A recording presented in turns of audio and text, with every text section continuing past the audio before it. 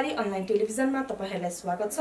म सस्मिता पाठक। सुरु गरौं आज दिनभरिको मुख्य समाचारबाट। प्रधानमन्त्री सुशीला कार्कीसँग निर्वाचन आयोगका पदाधिकारीहरूले भेटवार्ता गरेका छन्। प्रमुख कार्यवाहक निर्वाचन आयुक्त रामप्रसाद भण्डारी, आयुक्त डाक्टर जानकी कुमार तुलाधर, फगुन शमशेर जबराले आउँदो फागुन 21 गतेका लागि तोकिएको प्रतिनिधि सभा सदस्य चुनाव बारे आज छलफल गर्नुभएको छ।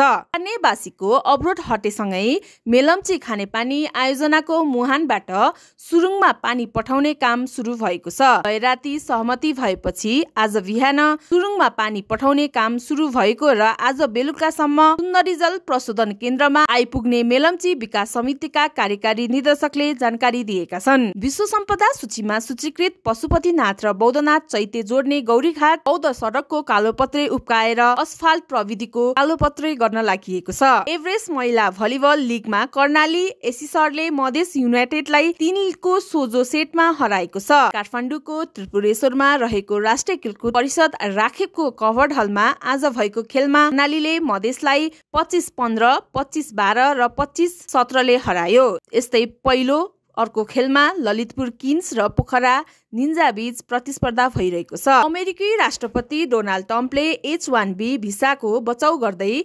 अमेरिकासँग पर्याप्त प्रतिभा नभएको र अन्य देशहरूबाट प्रतिभा ल्याउनु पर्ने बताएको छ।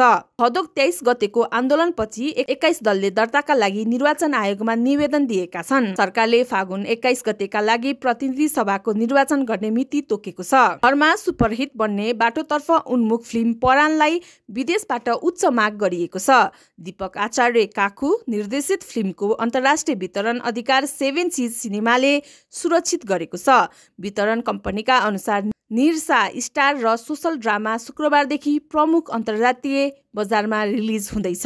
सञ्चार तथा सूचना प्रविधि मन्त्री जगदीश खरेलले ग्लोबल आइसिटी लिडरशिप फोरम नेपालका लागि उपलब्धिमूलक रहेको बताउनु भएको छ। गणतन्त्र कोरियाको सियोलमा आज आयोजित 11औं ग्लोबल आइसिटी लिडरशिप फोरमलाई सम्बोधन गर्दै उहाँले डिजिटल नेपाल र डिजिटल ट्रान्सफर्मेसनका लागि लिडरशिप फोरम उपलब्धि पूर्ण र फलदायी भएको उल्लेख गर्नुभएको छ।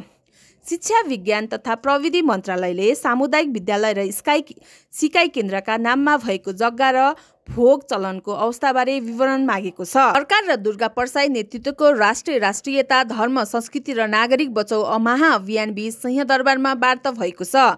गृह मन्त्रालयमा बुधबार भएको वार्तामा परसाईका प्रतिनिधिले आन्दोलन शान्तिपूर्ण हुने बताएका छन्।